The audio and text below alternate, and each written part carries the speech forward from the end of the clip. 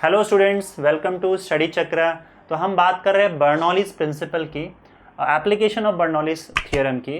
तो जिसमें हम लोग ये सारी चीज़ें पढ़ चुके हैं। अब हम आते हैं डायनेमिक लिफ्ट पे।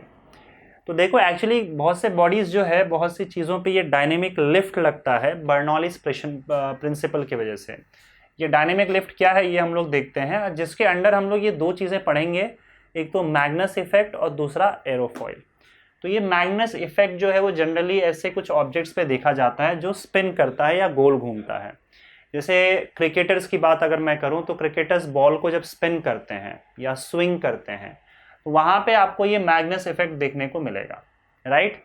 और एरोफॉइल में बेसिकली शेप की वजह से, जैसे आपने प्लेन के जो विंग्स होते हैं उसका शेप देखा होगा, कुछ ऐसे होता है। तो इस तरह के शेप की वजह से लिफ्ट मिलता है। ऐसे शेप को, इसको हम लोग क्या बोलते हैं, एरोफॉइल बोलते हैं। तो इस शेप की वजह से कुछ ऐसा होता है जिसके वजह से इसको ऊपर की ओर एक लिफ्ट मिल जाता है।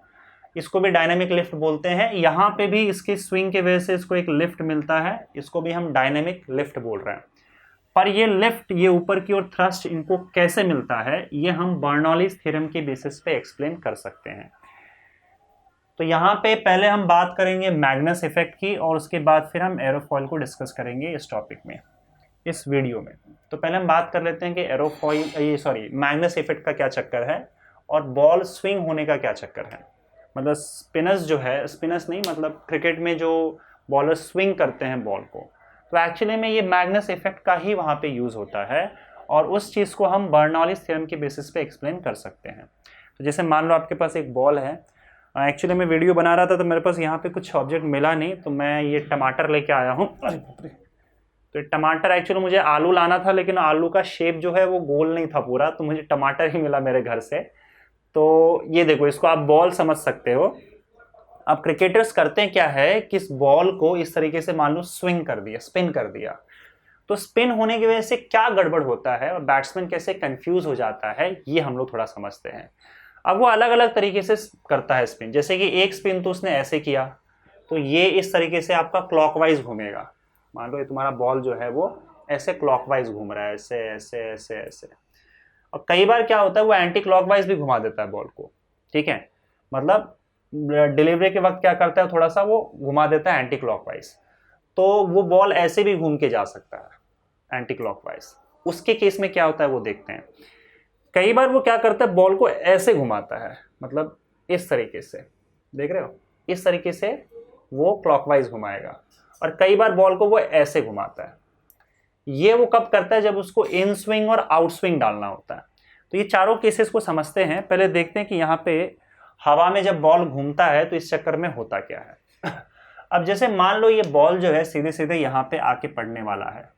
इस केस में अगर एयर नहीं होता या फिर ये एयर का चक्कर नहीं होता तो मैंने बॉल को यहाँ पे, उसने ऐसे फेंका है बॉलर ने कि वो इस पॉइंट पे आके गिरेगा। तो बैट्समैन यहाँ पे तैयार होगा। देखो बैट्समैन के पास बहुत कम टाइम होता है उसको मारने के लिए, तो वो पहले से ही अंदाजा लगाना पड़ता है कि बॉल कहाँ पे टप्पा गिरने वाला है और फिर वहां पे बैट लेके तैयार रहता है। तो मान लो बैट लेके यहाँ पे तैयार है। पर अब प्रॉब्लम देखो क्या हो रहा है। जब ये बॉल इस तरीके से मूव करेगा तो हम ये देखते हैं कि ये एयर के अंदर मूव कर रहा है। तो एयर के जो पार्टिकल्स है उसके स्ट्रीम लाइंस को देखते हैं। वो स्ट्रीम लाइन कैसे होगा, जैसे अगर ये नहीं होता तो स्ट्रीम लाइंस ऐसे होते हैं एयर के। हम मान के चल लेते हैं कि ये स्टेडी फ्लो है एयर का और ये स्ट्रीम लाइंस ऐसे होंगे। अब देखो ये रिलेटिव स्पीड है, क्योंकि अगर सपोज करो बॉल अगर यहाँ जा रहा है तो बॉल के हिसाब से सारा एयर जो है वो यहाँ जा रहा है, ठीक है। तो जैसे बॉल पे चढ़ के देखोगे तो आपको देखेगा कि एयर यहाँ मूव कर रहा है, तो सारे एयर जो है इस डायरेक्शन मूव कर रहे हैं, इनकी वेलोसिटी ऐसी है, राइट। और ये आप इसको ऐसे एक्सटेंड कर सकते हो इस तरीके से। अब जब बॉल के पास आता है तो प्रॉब्लम देखो क्या होता है कि बॉल के पास के एयर को, जैसे मान लो ये मूव नहीं कर रहा है, अब यहाँ पे तुमने क्या किया, इसको स्पिन करवा दिया ऐसे, इसको एंटी क्लॉकवाइज घुमा दिया, राइट। तो बॉल के पास का जो स्ट्रीम लाइन है वो स्ट्रीम लाइन देखो अब कैसे हो जाएगा, ऐसे मुड़ जाएगा, राइट, इस तरीके से। और फिर वो आगे कंटिन्यू करेगा, ये स्ट्रीम लाइंस ऐसे हो जाएंगे। अब दूसरी बात यहां पे देखो क्या है कि जब बॉल इस तरीके से आपका एंटी क्लॉकवाइज घूमेगा तो वो क्या करता है, अगर बॉल का जो सरफेस है अगर वो रफ है, अब बॉल में आपको पता होता है कि ये होता है सिम होता है, क्या बोलते हैं उसको, सिम ही बोलते हैं ना, यहाँ पे ऊपर में एक पट्टा जैसा होता है, तो वो एक्चुअली में काफी रफ होता है। तो वो सिम क्या करता है, यहाँ के जो इसके पास के जो कांटेक्ट में एयर पार्टिकल्स है, खुद तो घूम रहा है वो, और खुद घूमने की वजह से उसके कांटेक्ट में जो एयर के पार्टिकल्स है उसको भी लेके घूमता है, उसको ड्रैग करता है वो अपने साथ, और ड्रैग करने की वजह से ये जो सारे पार्टिकल्स यहाँ पे इसके कांटेक्ट में है, वो एक्चुअली में क्या हो रहा है। अच्छा एक काम करते हैं, इसको हम लोग ना एंटी क्लॉकवाइज पहले घुमाते हैं, पहले ये समझ लेते हैं, सॉरी क्लॉकवाइज घुमा रहे थे ना, ये एंटी क्लॉकवाइज हो गया, हाँ एंटी क्लॉकवाइज घुमा रहे हैं इसको। तो वो क्या कर रहा है, बॉलर जैसे बॉल करता है उसको एंटी क्लॉकवाइज घुमा देता है। अब ये बॉल वैसे यहाँ पे जाने वाला है, एंटी क्लॉकवाइज घुमा दिया, इसके कांटेक्ट में जो भी पार्टिकल्स होंगे, जितना रफ होगा उतना ही ज्यादा पार्टिकल्स कांटेक्ट में होंगे, और ये खुद घूमने के साथ साथ ये जो पार्टिकल्स इसके पास है उसको भी वो ड्रैग करके घुमा देता है, एयर के पार्टिकल्स को। तो इसके अगल बगल के एयर के पार्टिकल्स ये भी इसके साथ साथ घूम जा रहे हैं। अब सुनो, ऑलरेडी एयर के पार्टिकल्स किसी वेलोसिटी से आ रहे थे, मान लो वो 5 मीटर पर सेकेंड की वेलोसिटी से यहाँ पे आ रहे थे और आपका जो बॉल है वो मान लो खुद 2 मीटर पर सेकेंड की स्पीड से घूम रहा है, तो 5 मीटर पर सेकेंड की स्पीड से तो आ ही रहे थे ये जो एयर के पार्टिकल्स हैं। बॉल ने क्या किया, अपने घूमने की वजह से उसको अपना स्पीड भी दे दिया घुमाने वाला। तो अब इसके आसपास के जो पार्टिकल्स है वो एक्चुअली में 7 मीटर पर सेकेंड की स्पीड से भागेंगे, क्योंकि 5 से आ ही रहे थे, और बॉल ने क्या किया, अपने घूमने की वजह से इन सारे पार्टिकल्स को वो भी ड्रैग कर रहा है, तो उतना स्पीड एक्स्ट्रा मिल गया यहाँ के पार्टिकल्स को, क्योंकि उसने घूम के उन पार्टिकल्स को भी स्पीड दे दिया, ड्रैग कर लिया, अपने साथ खींच लिया। लेकिन जब ये बॉल ऐसे घूम रहा है तो अगर इसके नीचे का पार्ट देखोगे बॉल का, तो वो एक्चुअली में यहां जा रहा है, इसका स्पीड जो है वो इस डायरेक्शन में है। तो अगर ये यहां का नीचे का एयर अगर 5 मीटर पर सेकेंड की स्पीड से इसके पास आ रहा है, तो ये क्या करेगा, इनको ऑपोजिट डायरेक्शन में ड्रैग करता है। नीचे वाला जो पार्टिकल्स है, नीचे वाला जो एयर के पार्टिकल्स है, उसको बॉल ऑपोजिट डायरेक्शन में घुमाता है। तो अगर मान लो ये ऑपोजिट डायरेक्शन में उसको 2 मीटर पर सेकेंड का वेलोसिटी दे देता है, तो एयर तो आ रहे थे 5 मीटर पर सेकेंड से, पर 2 मीटर पर सेकेंड से उसने उसको ऑपोजिट डायरेक्शन में घुमाया, भगाया। तो अल्टीमेटली अब जो एयर के पार्टिकल्स यहां पे है वो सिर्फ 3 मीटर पर सेकेंड की स्पीड से जा पाएंगे। 5 से आ रहे थे, 2 से इसने दबा दिया, और ऊपर वाले जो एयर के पार्टिकल्स है वो 7 मीटर पर सेकेंड से आगे जा रहे हैं। तो बॉल के ऊपर वाला पार्टिकल 7 मीटर पर सेकेंड से के स्पीड से एयर के पार्टिकल्स आगे जा रहे हैं, नीचे के एयर के पार्टिकल्स 3 मीटर पर सेकेंड से ही आगे जा रहे हैं। तो इसका मतलब ऊपर के एयर का स्पीड ज्यादा है, नीचे के एयर का स्पीड कम है। इससे होता क्या है कि बर्नौलीज प्रिंसिपल अगर आप यूज करो, P plus half rho v square plus rho g h, ये हम कई बार यूज कर चुके हैं, और हमको पता है कि देखो हाइट जो है ये वाला और ये वाला, बॉल का साइज अगर आप देखोगे तो बहुत ज़्यादा नहीं होता है, बहुत बड़ा नहीं होता है। तो आप ऊपर का हाइट और नीचे का हाइट ज़मीन से एक ही ले सकते हो, एक ही मान सकते हो। तो इसका मतलब ये भी कांस्टेंट है, तो इस कांस्टेंट को हटा देते हैं, हमारा ये इक्वेशन बन जाता है। अब इस इक्वेशन में देखो क्लियर है कि अगर आप प्रेशर बढ़ाओगे तो वेलोसिटी कम हो जाएगा उस पॉइंट पे, या फिर अगर वेलोसिटी ज़्यादा है तो उस पॉइंट पे प्रेशर कम होगा, क्योंकि दोनों का सम जो है, दोनों टर्म का सम वो कांस्टेंट आ रहा है। तो इसका मतलब जहां पे वेलोसिटी ज़्यादा वहां पे प्रेशर कम, जहां पे वेलोसिटी कम वहां पे प्रेशर ज़्यादा, और यहाँ पे क्लियरली दिख रहा है कि ऊपर वाले भाग में वेलोसिटी ज़्यादा है, इसका मतलब ऊपर वाले भाग का प्रेशर जो है वो कम होगा, और नीचे का वेलोसिटी कम है तो यहाँ पे प्रेशर ज़्यादा होगा। अब देखो ऊपर का प्रेशर जो है बॉल को ऐसे नीचे दबा रहा है, और नीचे का जो प्रेशर है वो बॉल को ऊपर की ओर ऐसे दबा रहा है। और अगर नीचे का प्रेशर ज्यादा है तो ऑब्वियस ही बात है कि आपके बॉल को ऊपर के डायरेक्शन में एक लिफ्ट मिलेगा, ऊपर के डायरेक्शन में एक फोर्स मिलेगा, और बॉल एक्चुअली में जा रहा होता है इस डायरेक्शन में, लेकिन इसके घूमने की वजह से बर्नौलीज प्रिंसिपल के हिसाब से इसको ऊपर की ओर थोड़ा सा लिफ्ट मिल जाता है, और इसी को हम डायनेमिक लिफ्ट कहते हैं। समझे? इससे होता क्या है कि वो जिस ट्रैजेक्टरी पे जा रहा था वो नहीं जाएगा, बल्कि उससे थोड़ा सा ऊपर उठ जाएगा, है ना। तो ये जा तो यहाँ पे रहा था, अब एक्चुअली में जब बैट्समैन यहाँ पे तैयार होगा तो बॉल को हिट करने के लिए, तो ये थोड़ा सा ऊपर उठ जाएगा। ऊपर उठने की वजह से होता क्या है कि बॉल अब कहीं और जाके गिरेगा, है ना, क्योंकि थोड़ा सा ऊपर उठ गया ना वो, तो बॉल वो कहीं और जाके गिरेगा। बैट्समैन तैयार यहाँ पे होगा, बॉल आएगा यहाँ पे और बैट्समैन कंफ्यूज हो जाएगा। इसी केस में हम लोग एक और काम कर सकते हैं, बॉल को अगर सपोज करो तुम उल्टे डायरेक्शन में घुमाते हो तो ये चक्कर पूरा उल्टा हो जाएगा। जैसे मान लो बॉल को हमने ऐसे घुमाया, ऐसे घुमाया, तो ऐसे घूमने की वजह से अब इस एयर पार्टिकल्स को ऐसे ड्रैग किया जाएगा, तो ऊपर का स्पीड हो जाएगा कम और नीचे का स्पीड हो जाएगा ज्यादा, राइट। तो नीचे का ज्यादा स्पीड होगा तो इसका मतलब इस केस में अब यहां का प्रेशर कम हो जाएगा और ऊपर का ज्यादा हो जाएगा, तो उसको ऊपर की ओर से एक दबाव मिलेगा, जिसके वजह से इसको अगर यहां जाना होगा वो पहले ही कहीं नीचे गिर जाएगा। तो बैट्समैन यहां तैयार होगा और यहां पे बॉल आ जाएगा, again batsman will get confused. तो इस डायनेमिक लिफ्ट का यूज करके बड़े ही चतुराई से बॉलर जो है वो बैट्समैन को परेशान करता है। उसके अलावा इन स्विंग और आउट स्विंग होता है। तो अभी अभी हम लोगों ने क्या यहाँ पे एक्सप्लेनेशन देखा कि जैसे ये बॉल है, इसको अगर आप ऐसे घुमाओगे तो बॉल पहले ही गिर जाएगा जहां उसको गिरना था उससे। बॉल को ऐसे घुमाओगे, समझ रहे हो ना इस चीज को, बॉल को ऐसे घुमाओगे तो ऐसे घूमने की वजह से क्या होगा, बॉल को जहां गिरना था उससे थोड़ा आगे गिरेगा, क्योंकि उसको ऊपर की ओर लिफ्ट मिलता है, राइट।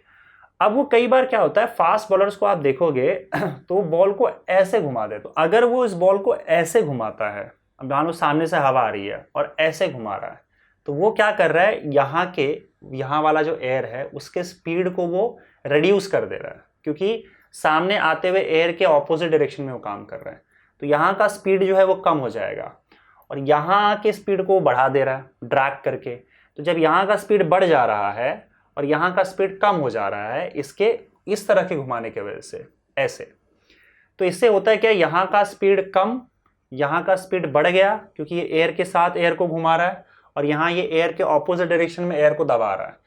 तो इधर स्पीड कम तो यहाँ का प्रेशर ज्यादा हो जाएगा। यहाँ का इस साइड में इसका जो स्पीड है वो ज्यादा है, तो इसका मतलब यहाँ का प्रेशर कम हो जाएगा। यहाँ प्रेशर कम, यहाँ पे प्रेशर ज्यादा, तो ये घूमते घूमते होता क्या है कि जा तो आगे ऐसे रहा है सीधे, पर सीधे आगे जाने की वजह से, घूमने की वजह से इसको इस डायरेक्शन में एक फोर्स मिल जाता है, क्योंकि यहाँ का प्रेशर ज्यादा है और यहाँ का प्रेशर कम है। तो ये बॉल इस डायरेक्शन में जाते जाते ऐसे चला जाता है। बॉल सीधे डायरेक्शन में जाने के बजाय हवा में ही ऐसे घूम जाता है और आप इसको बोलते हैं कि ये बॉल स्विंग हो चुका है। चाहे आउटर स्विंग हो, जैसे बैट्समैन अगर ऐसे तैयारी कर रहा है, इस तरह से खड़ा है, तो वो बॉल जो है उसको सामने से आने की बजाय थोड़ा सा हवा में घूम जाएगा, आउटर स्विंग। इस तरीके से इनर स्विंग भी करता है वो। इनर स्विंग कैसे करता है, इसको एक्चुअली ऐसे घुमाने के बजाय वो क्या करेगा, ऐसे घुमाएगा, है ना, ऐसे घुमाएगा एंटी क्लॉकवाइज। तो जब वो ऐसे घुमाता है तब क्या कर रहा है, यहां पे हवा को रोक रहा है और यहां के हवा को का साथ दे रहा है वो। तो यहां का स्पीड इंक्रीज हो जाएगा और यहां का स्पीड जो है डिक्रीज हो जाएगा। यहां स्पीड डिक्रीज हुआ तो यहां प्रेशर इंक्रीज हो जाएगा, यहां प्रेशर डिक्रीज हो जाएगा। तो अब इस बॉल को ऐसे डायरेक्शन में अंदर की ओर एक इस तरीके से फोर्स मिलेगा। तो हवा, ये बॉल ऐसे जा रहा है और घूमने की वजह से, ऐसे घूमने की वजह से वो क्या होता है कि इसको ऐसे फोर्स लगता है, तो ये इस डायरेक्शन में जा रहा होता है लेकिन स्विंग हो जाता है अंदर की ओर। तो यहां पे कैसा होता है ना कि कई बार बैट्समैन ना इन स्विंग और आउट स्विंग को जानने के लिए ना बॉलर का हाथ देखता है, वो बड़ा इंपॉर्टेंट होता है। अगर उसने बॉलर का हाथ देख लिया, उसने बॉल को ऐसे घुमाया, समझ जाएगा बॉल जो है आउट स्विंग करेगा, और उसने बॉल को एंड मोमेंट पे छोड़ते समय अगर बॉल को ऐसे घुमा दिया इस डायरेक्शन में, तो वो इन स्विंग करेगा। तो कई बार कैसा होता है ना कि कई बॉलर्स क्या करते हैं, मैंने देखा था क्रिकेट में, कि वो अपना हाथ छुपा के रखते हैं पीछे और एंड मोमेंट पे अपना हाथ घुमाते हैं एकदम इतने जल्दी में, ताकि वो कोशिश करते हैं कि बैट्समैन मेरा हाथ ना देख पाए कि मैं कहाँ इन स्विंग करने वाला हूँ कि आउट स्विंग करने वाला हूँ, राइट। और बैट्समैन का पूरा ध्यान जो होता है वो हाथ पे होता है कि वो बॉल को एंड मोमेंट पे जैसे वो रिलीज करता है तो वो क्लॉकवाइज घुमा रहा है कि एंटी क्लॉकवाइज घुमा रहा है, ये उसको देखना होता है, ताकि वो प्रेडिक्ट कर पाए कि बॉल जो है हवा में स्विंग करेगा कि नहीं करेगा, या वो सीधे फेंक रहा है। तो उसने घुमा दिया तो बॉल हवा में स्विंग हो जाएगा, समझे। और स्विंग होने का रीजन अगेन हम बर्नौलीज थ्योरम के हिसाब से उसको एक्सप्लेन कर सकते हैं। तो भाई ये तो बात हुई आपकी मैग्नस इफेक्ट की। इस चीज को बोला जाता है मैग्नस इफेक्ट, जिसमें प्रेशर डिफरेंस की वजह से आपको एक लिफ्ट मिलता है, एक फोर्स, एक डायरेक्शन में फोर्स मिलता है बॉल के केस में। अब हम बात करेंगे एरोफॉइल की। तो देखो एरोफॉइल में क्या होता है, यहाँ पे एरोफॉइल से आपको समझ में आएगा कि बेसिकली जो एरोप्लेन होता है उसको किस तरीके से लिफ्ट मिलता है। तो यहाँ पे अब देखो जैसे कि आपका जो एरोप्लेन है, एरोप्लेन की ये विंग्स है, ठीक है, और ये एरोप्लेन ऐसे करके जा रहा है, ठीक है। तो यहाँ पे मैं पिक्चर बना रहा हूँ, पिक्चर कैसे बना रहा हूँ, जैसे ये एरोप्लेन की विंग्स है, ठीक है, इसका एक विंग्स में निकाल लेता हूँ और ये आगे इस तरीके से मूव कर रहा है, राइट। तो इसको अगर तुम साइड से ऐसे देखोगे तो आपको सिर्फ इतना हिस्सा दिखाई देगा, है ना। यही वाला हिस्सा मैं यहाँ पे बना रहा हूँ, ठीक। इस शेप को एरोफॉइल बोलते हैं। ये कुछ इस तरीके से होगा। तो इस तरीके से प्लेन का शेप होता है, एक पार्ट पे उठा हुआ होता है फिर नीचे चला जाता है, और यहाँ पे प्लेन आपका जो है वो इस डायरेक्शन में मूव कर रहा है। अब प्लेन इस डायरेक्शन में अगर मूव करेगा, इसका विंग्स जो है वो इस डायरेक्शन में अगर जा रहा है, तो इसके रिस्पेक्ट में आपको एयर जो है वो कुछ ऐसे दिखाई देगा आते हुए। ये एयर का डायरेक्शन है मूव करते हुए, ठीक है। तो यहां पे मान लो आपका एयर जो है वो स्ट्रीमलाइन फ्लो कर रहा है इस तरीके से। अब देखो ये विंग्स के ऐसे शेप होने की वजह से होता क्या है कि यहाँ पे चलो एयर जो है सीधे सीधे ऐसे निकल लेगा, यहाँ का एयर जो है वो सीधे सीधे वैसे ही रहेगा जैसे पहले था, और ये प्लेन सरफेस है तो यहाँ के स्पीड को कुछ खास फर्क नहीं पड़ेगा एयर का जो स्पीड है। यहाँ प्रॉब्लम क्या है कि ये बीच में इतना बड़ा पार्ट आ जा रहा है, तो यहाँ होता क्या है कि एयर यहां तक आएगा और उसके बाद फिर उसको पूरा का पूरा एक खाली स्पेस मिल जाता है, ठीक है। तो वो खाली स्पेस मिलता है, उसके वजह से होता क्या है कि अगर ये खाली स्पेस है और यहाँ पे एयर है, तो एयर खाली स्पेस को भरने के लिए बहुत तेजी से भागता है, और तेजी से भागकर इसका अगर तुम देखोगे तो स्ट्रीम लाइंस कुछ ऐसे हो जाता है और ऊपर क्राउडेड हो जाता है ऐसे। तो तेजी से भागने की वजह से होता क्या है कि ऊपर वाला जो स्पीड है वो बढ़ जाता है। तो इस विंग के ऊपर वाला जो पार्टिकल्स है बहुत तेजी से खाली स्पेस होने, क्योंकि एक्चुअली में यहाँ पे ऊपर उठा हुआ था और ये नीचे पूरा गया हुआ है, तो यहाँ तक एयर आने के बाद जब ये खाली स्पेस उसको मिलता है तो खाली स्पेस को भरने के लिए बहुत फास्ट रैपिडली वो मूव करता है। तो इस शेप की वजह से होता क्या है कि ऊपर का जो एयर है उसका स्पीड ज़्यादा हो जाता है, नीचे का स्पीड वैसा ही है जैसा पहले था, तो इसका स्पीड कम नहीं होता है या ज़्यादा नहीं होता है। तो कंपैरेटिवली आप देखोगे तो इधर का स्पीड जो है वो ज़्यादा है और नीचे का स्पीड कम है। तो हम फिर से अगर बर्नौलीज थ्योरम पे जाए, P plus half rho v square plus rho g h is equal to constant, तो अगेन हम लोग ये वाला पार्ट जो है वो स्किप कर सकते हैं, क्योंकि इसके और इसके बीच में ज़्यादा डिफरेंस नहीं है हाइट का, तो आप दोनों के लिए पोटेंशियल डिफरेंस सेम मान सकते हो। लेकिन नीचे वाले पॉइंट और ऊपर वाले पॉइंट पे आप देखोगे तो प्रेशर का डिफरेंस आएगा वेलोसिटी के डिफरेंस की वजह से। ऊपर का स्पीड ज़्यादा होने की वजह से, वेलोसिटी ज़्यादा होने की वजह से ऊपर वाले पार्ट पे आपका प्रेशर जो है वो कम हो जाता है, बिकॉज जहाँ वेलोसिटी ज़्यादा वहाँ प्रेशर कम। तो यहाँ प्रेशर कम है, नीचे का प्रेशर ज़्यादा है। ऊपर का जो प्रेशर है वो उसको नीचे दबाता है और नीचे वाला प्रेशर जो है उसको ऊपर लिफ्ट करता है। क्योंकि नीचे वाला प्रेशर ज़्यादा है, ऊपर वाला कम है, तो इसको एक ऊपर की ओर एक डायनेमिक लिफ्ट मिल जाता है, ऊपर की ओर एक थ्रस्ट मिलता है, राइट। और इसी से आपका जो प्लेन है वो ऊपर जाता है।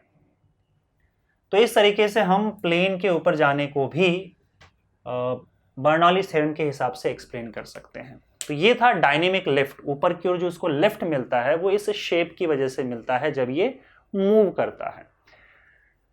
आगे हम बात करेंगे स्प्रेयर या जो एटमाइजर होता है वो किस बेसिस पे काम करता है, ठीक है।